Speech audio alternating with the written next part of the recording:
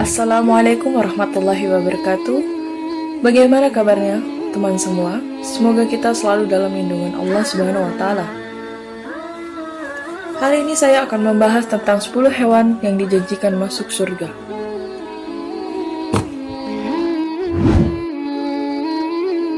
Ditunggangi Nabi Muhammad SAW. Kashawa, nama unta kesayangan Rasulullah, diberikan oleh Abu Bakar As-Siddiq percuma-cuma. Namun ditolak Rasulullah dan lebih memilih untuk membelinya. Pada saat itu Rasulullah melakukan perjalanan ke Madinah bersama para muhajirin sahabat Rasulullah yang ikut hijrah. Sampai di sebuah pemukiman Rasulullah yang pada saat itu membawa Kaswah sebagai tunggangannya, menyatakan bahwa beliau memilih rumah yang dipilih Kaswah sebagai tempat singgahannya. Sampai di sebuah rumah setelah menyusuri kota Madinah, di mana Kaswah menuntun Rasulullah ke suatu tempat yang sempit. Lalu Kaswah berlutut dan sampai pada rumah yang sama. Akhirnya Rasulullah pun turun dan memilih tempat itu sebagai tempat persinggahannya. Ternyata tempat itu merupakan tempat anak yatim piatu, dua bersaudara, yaitu Sahal dan Suhail, yang awalnya ingin memberi rumah itu percuma-cuma. Namun Rasulullah menolaknya dan tempat itu dibeli oleh Rasulullah dengan harga yang disepakati. Yang dijumpai Nabi Sulaiman. Nabi Sulaiman alaihissalam diberikan kelebihan dari Allah bisa berbicara dengan hewan. Pada saat itu Nabi Sulaiman dan bala tentaranya yang sangat banyak melakukan perjalanan ke daerah Taif. Saat melewati sebuah lembah, Nabi Sulaiman melihat segerombolan semut yang ketakut terinjak dari rombongan Nabi Sulaiman, hingga keluarlah surah An-Naml.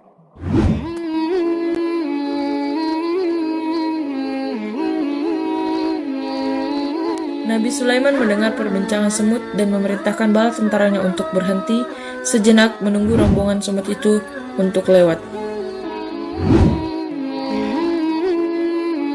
Milik Nabi Uzair. Nabi Uzair adalah Nabiullah di zaman Nabi Isa alaihissalam. Saat itu Nabi Uzair melakukan perjalanan jauh bersama keledainya. Sampai di sebuah desa yang sudah hancur karena peperangan, Nabi Uzair membatin, bagaimana Allah menghidupkan orang-orang yang tubuhnya hancur di pasca kematian.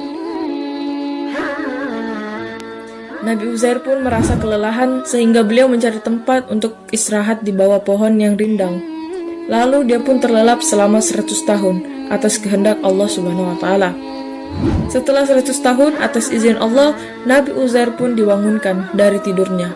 Dia tidak menyadari dan hanya merasakan tidur sebentar saja. Hal ini diceritakan dalam Quran Surah Al-Baqarah ayat 259.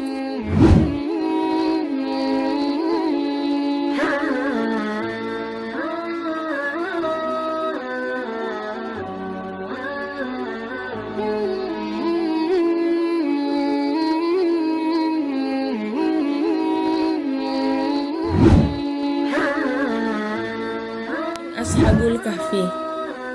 Al-Kisah tentang 7 pemuda Ashabul Kahfi dan bersama anjingnya yang kabur dan mengasingkan diri dari kekejaman seorang raja yang memburu rakyatnya untuk tunduk dan patuh pada perintahnya menyembah berhala.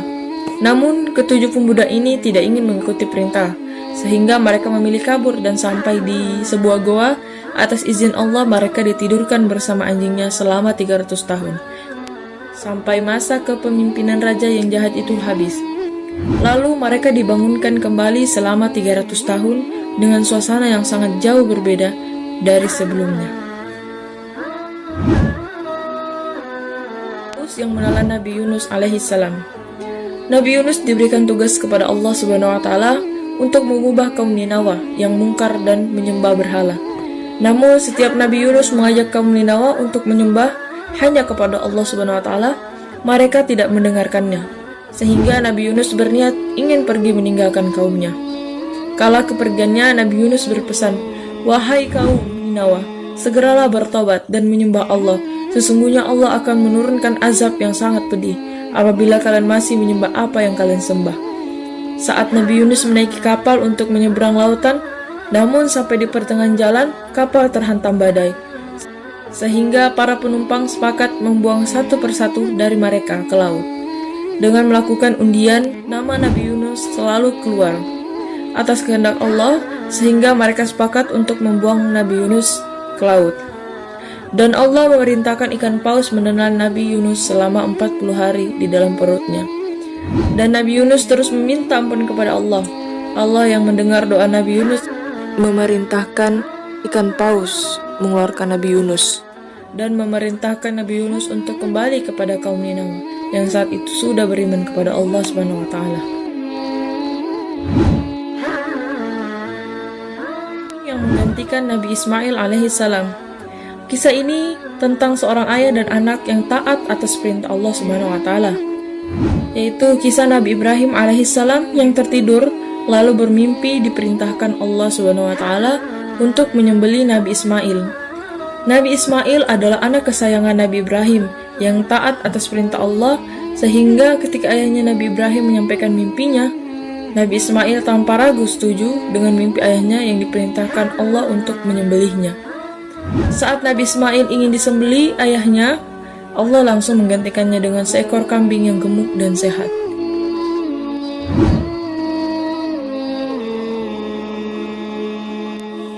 Sapi dalam kisah Nabi Musa alaihissalam. Di zaman Bani Israel, hidup seorang fulan yang sangat kaya raya. Namun pada suatu hari jasadnya ditemukan tergeletak dan ditemukan oleh kerabatnya sendiri. Namun, kematian si fulan dibuat heran oleh penduduk Bani Israel. Dan mereka saling bertanya, kenapa sang fulan meninggal dan siapa yang membunuhnya? Karena tidak menemukan jawaban, mereka pun mendatangi Nabi Musa untuk meminta petunjuk, dan Nabi Musa pun berdoa kepada Allah memohon untuk diberikan petunjuk. Sehingga keluarlah surah yang membahas tentang perkara tersebut.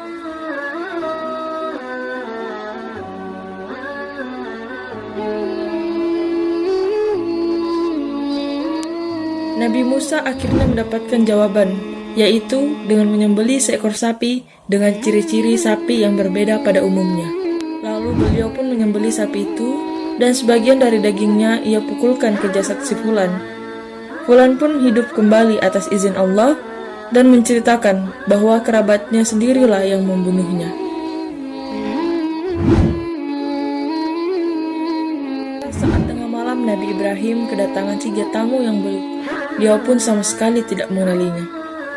Karena Nabi Ibrahim sangat memuliakan tamunya, maka beliau berusaha mencari makanan dan akhirnya menemukan anak sapi panggang. Dengan segera beliau hidangkan ke hadapan 3 tamu tersebut.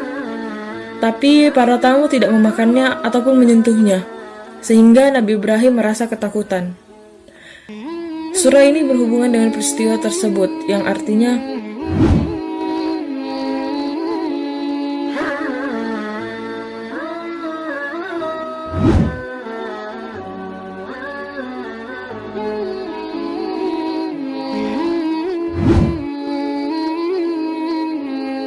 Allah Subhanahu wa taala mengutus Nabi Saleh untuk mengajak kaumnya yang bernama Tasamud hanya menyembah kepada Allah.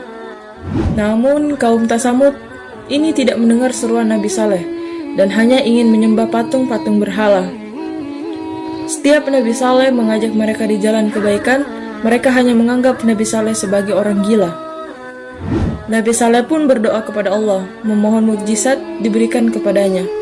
Keesokan harinya, atas izin Allah, batu yang dimaksud terbelah 2, lalu keluarlah unta betina.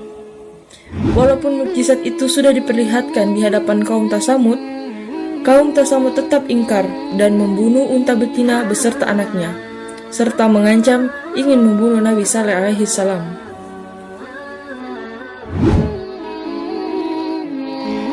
Nabi Sulaiman mendengar sebuah kerajaan yang mansur, dipimpin oleh seorang ratu cantik namun sayangnya menyembah matahari. Sehingga Nabi Sulaiman mengirim burung hudhud untuk mengundang Ratu Balkis ke istananya, yang dijelaskan dalam Quran Surah An-Naml ayat 17.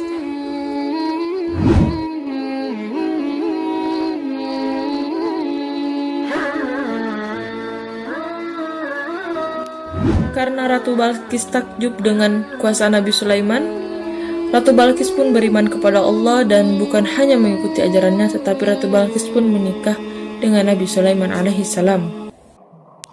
Semoga ilmu ini bisa bermanfaat bagi kita dan bisa menjadi bahan pembelajaran untuk kita sendiri. Akhir kata, wassalamualaikum warahmatullahi wabarakatuh.